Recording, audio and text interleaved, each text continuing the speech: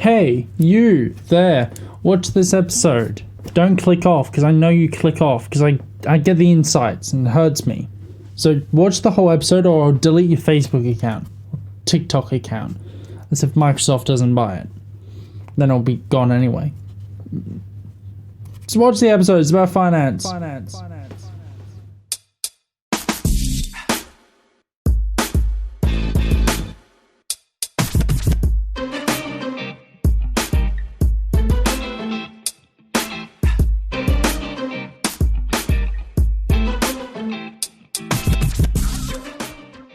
What's up everybody, my name's Matt Cook and this is Shit I Need to Know. Now before we do start though, I've got a little face over there. Now if you can tell me what movie that's from, I'll give you my full respect in the next episode.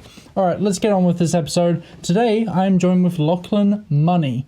Now Lachlan, you are a financial planner for big businesses and individuals, I'm assuming. I hope I'm right about that. Yep, no, I help anyone who's got a heartbeat, right? So, yeah, pretty much help both people, young, old, it's anywhere in between, help get them to where they want to be. Fantastic. Well, I guess let's just go into our first question. So what exactly do you do in detail and why did you start doing it? What led you to go into this career path? Yeah, so being a financial advisor or planner, it's my job to help people achieve financial goals that they want. So that commonly is something called retirement, where you get to live, put your feet up and live the life you want and not work for the man or have to rely on your own exertion to draw an income. But it could also be something small, like I want to pay off my credit card or I want to go for a holiday. It's really whatever you want, and it's my job to connect the dots between where you are now and where you want to be in the simplest and safest way possible. Now, as far as why I do what I do, that's a bit of an interesting question to ask. When I was in high school, I never knew what I wanted to do. I was pretty good at most things, I'd like to think, and always thought to myself, if only I was really, really, really good at that one thing, whether that be science or maths or something like that, and then I'd know what to study at university. Because I knew I wanted to go study something, but what would it be? So the advice I'd gotten up until that point from my parents was, whatever you do, don't be a teacher. They're both teachers, so you don't get much of a choice if you come from a single career household. So I asked my dad what would he do. And he said if he had his time again, he said something to do with financial advice. Now, that's kind of what kicked me off down this pathway, and that's how I wound up where I am today. But why I do what I do is actually a little bit different, and it's not until you look back that you can kind of connect the dots as far as why this is a good choice for me. So when I was in high school, I was looking at things from a very different perspective. I was looking at what was I good at, whereas I should have probably have been looking at it from what things did I enjoy doing the most and naturally just gravitate to. So in high school, the three main things that I enjoyed was theatre, so doing drama, playing in team sports like rugby and basketball, as well as being in the school band. Now, I never went on to play for the Wallabies or be the latest movie star or be in the, Queensland Symphony Orchestra or anything like that. But they all involve working together as a team to achieve a common outcome, whether that be putting on a play, putting on a musical performance or scoring a goal. They all involve working towards something and with other people. And so why I continue doing what I do as a financial advisor is because I like working with other people. I want to work towards a common goal and take them on a journey. I don't need to be the one that's necessarily scoring the tries or getting the buckets in basketball, but I want to be part of that process and help the team overall succeed and win. So I get a lot of enjoyment about through that process of being a beginner to being all the way to achieving their goals and seeing them succeed. That's a fantastic answer. I've just had.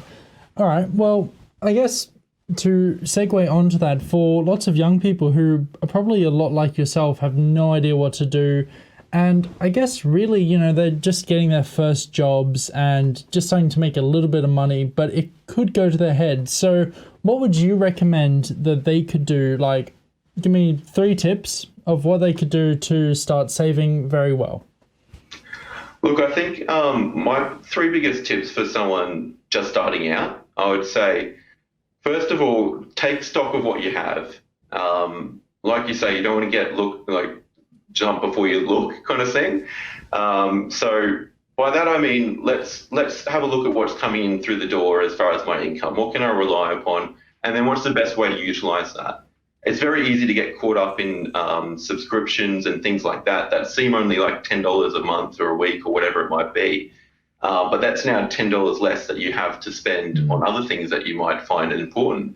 So look at the things that you have, look at what's coming in, look at what's going out, and just manage that. That's the first and most important thing, because you don't want to overspend and start going backwards, because then you're not even earning money for your own enjoyment. You're earning to just not feel pain, if that makes sense, through the credit cards and being trapped in that cycle. The other thing that I'll say is the earlier that you start saving, the easier it becomes later on. And by that I mean, did you do Maths B or Maths A in school? At the moment, I'm doing general maths, so yeah. Yeah, so you might be familiar with the idea of compounding interest. Yes. So what that means is interest upon interest upon interest. Now, it might start off really small, saving a little bit aside, but then next year that interest will grow a little bit more and you'll have a bit more, and then it becomes a snowballing effect. Now, that snowball effect can work for you, or it can work against you. It can work against you, like I said, in situations where it's debt related. So you've got a credit card debt that might be charging you at 10%, and then you don't pay that off, so that 10% becomes 10% of a higher debt. Or it could work for you, in which case you're saving money, and because you've got another 50 odd years before you're talking about retirement, by the time you get on there, you're going to have this huge amount of money saved because you've started early. And even just a small amount over a long period of time will yield great results. The third thing is, and this is more of a behavioural perspective as well, is to not get swept up in the latest fads. So what I mean by that, there's always going to be a new hot thing. So whether that be, sometimes it might be real estate, it could be something as fancy as Bitcoin. At the moment, I hear a lot of people talking up gold. These are all they're the wrong conversations to be having. And they're just the latest fashion, really. It's fast fashion of finance. And it's the latest, hottest and sexiest thing to talk about. And it might feel like you're missing out by not jumping on. But Bitcoin and all of these things, they just go through cycles. It's important to know that this is what we call speculating rather than investing. And the difference is that there's a plan, that we're in it for the long term and not trying to make quick wins, because it's a lot harder to make quick wins than it is to make long, steady, slow progress. That's a lot more guaranteed than you're flipping a coin and hoping it comes up your way. Yeah, wow. Well, I guess let's just segue straight into that. Share trading. Now, say I'm a young person, I'm impatient, I don't want to do savings, it's going to take years to do it. Is share trading a valuable way to make money quickly? Not what I'm interested in. So the point that you make is you could make money quickly. You absolutely could. You could also make money doing in a safer way over a long period of time, and it might be slow and it might be boring, but it's a lot less risky. And when I say risky, I mean the chance of losing money. So just as much as some people might win $100, you could also just as much as lose it.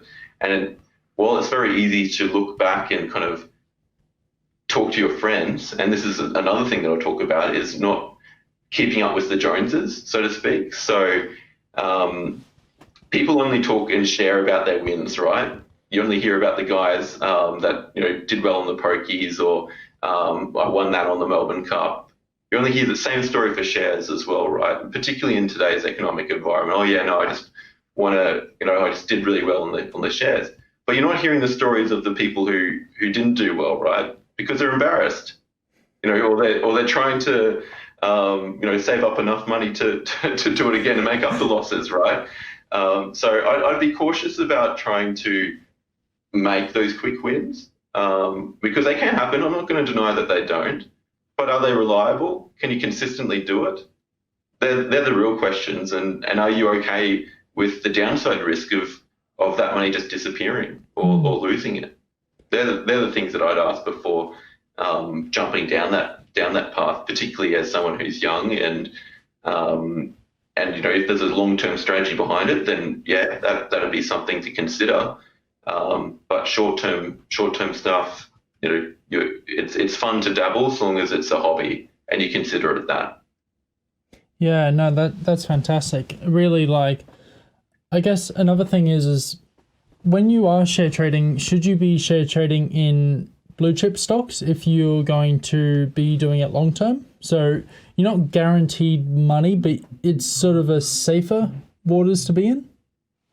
Yeah, so there's been tons of research about this, and there's two types of ways of investing, broadly speaking. You have actively investing, and then you have passive investing. Now, active investing is picking and choosing stocks, trying to pick the winners and minimize the losers.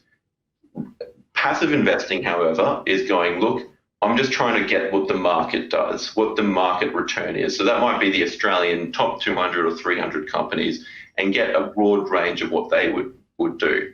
Now, studies show that out of every 10 years, 2 of the years, the active managers win.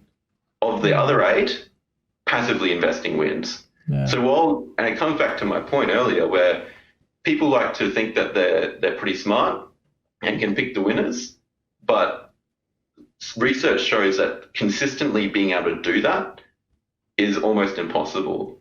So you're better in a lot of situations, and everyone's got a different philosophy around it, and who's to say that I'm right, but I've got reasons and reasons for having this belief, which is more along the passive investing approach, which is holding a diversified portfolio of good companies and holding it for a long period of time and making sure it's in the right asset classes that will get you the results that you need and that you're comfortable with the ebbs and flows of markets. And the way that a young person should be investing, particularly in things that are long-term like superannuation, should be vastly different to how our mums and dads are investing, who will need to rely on that money in a year or two's time when they start accessing it in retirement.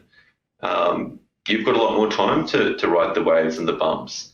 Whereas someone who's going to retire next year, it's really important that they are making an informed decision about their investments and have something that's going to be a bit more of a smoother ride when things like this happen with coronavirus. Because as much as we talk about these black swan events of happening once in a lifetime, well, they seem to happen pretty common. It wasn't that long ago that we had the GFC. That was a once in a lifetime event too. They're different things, but there's always going to be something that pops up along the road that makes it a little bit harder for certain people. And it's just being able to react to that and also understanding what's going to happen. That's important. Yeah. No, that's a great way to put it, because it's really just don't get caught up in those trends. These things happen a lot more than what we think, and really don't get caught up in that. So I guess we've got all that down. That's our foundation now. So we've got a good blue chip stock. We've got a variety of it, nice, even amount. So if one fails, you still have the others to back you up. That's if you're in a one of the S&P 500s where it'll just be all of them, and then you just have percentage of all of them. Mm-hmm. So now, what do we do with this money? Do we invest it into housing or property or into businesses? What should we do with it? That's where it comes down to what your goals are.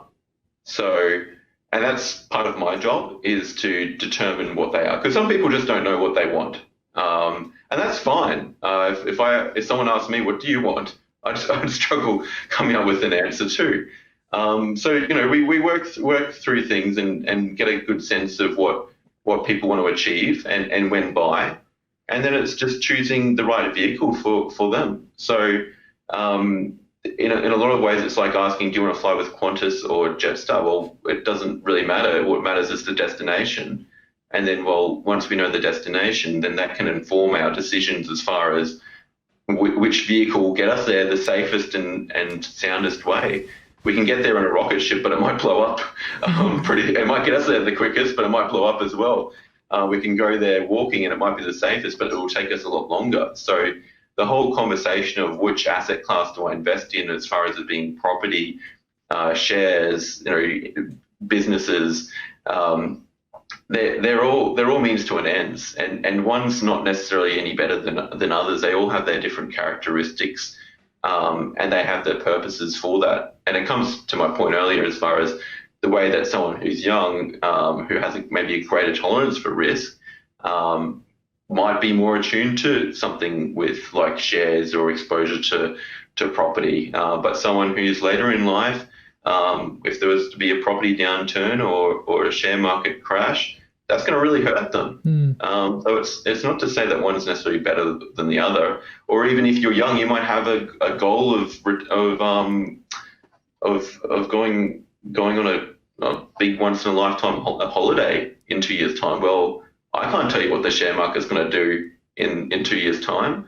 I might be able to give you a better sense in 7 years or 8 years' time, and give you some quoting on what long-term averages are. But averages only become averages over a long term. So 1 year it might be plus 10%, another year it could be negative 10%.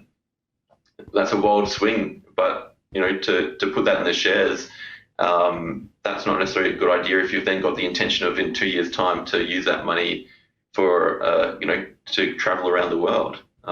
So it really just depends, is the honest answer, Matt. It really just depends.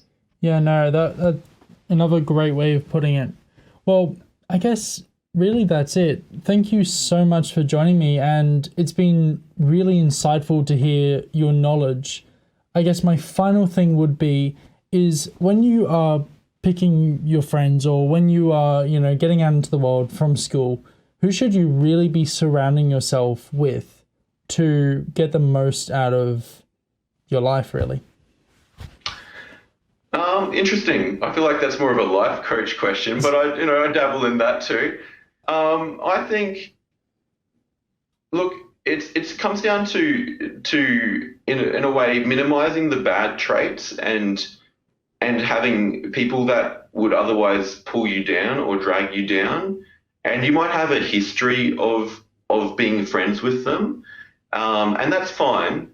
But not giving that friendship more oxygen than what it requires, because it's important that friendships are a two-way street, and that and it might be a bit cold to look at it through these lenses, but it has to be both give and take for both parties. And if you find yourself on the one end, a very one-sided friendship, then leave it at that. Don't feel like you owe that person too much. I mean, always be there for them if they come knocking at your door.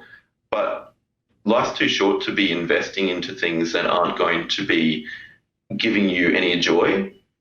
So I'd say that is one part of the equation, as far as minimizing bad traits, things that aren't going to necessarily push you that are going to hold you back. But on the flip side, spend time with people that empower you and are supportive of your ideas and are as passionate about your ideas as you are, because you need your own cheer team. I mean, it's important to stay grounded and get good advice along the way. But in a lot of senses, this world's a big wide place, and it can be scary doing it alone. So you need your friends to back you up, to be there and get you through the hard times. I mean, you're 17, and I'm sure you've had your struggles through your life as well. Just wait until you're 50. There's going to be crap that happens along the way, and they're the people that are going to stand beside you no matter what. And I think that's the most important thing when it comes to friendship, and what I value personally when it comes to, you use the term picking our friends. I think in a way they choose us as well. Yeah, they really do. That's I think that is one of the best ways I've heard it.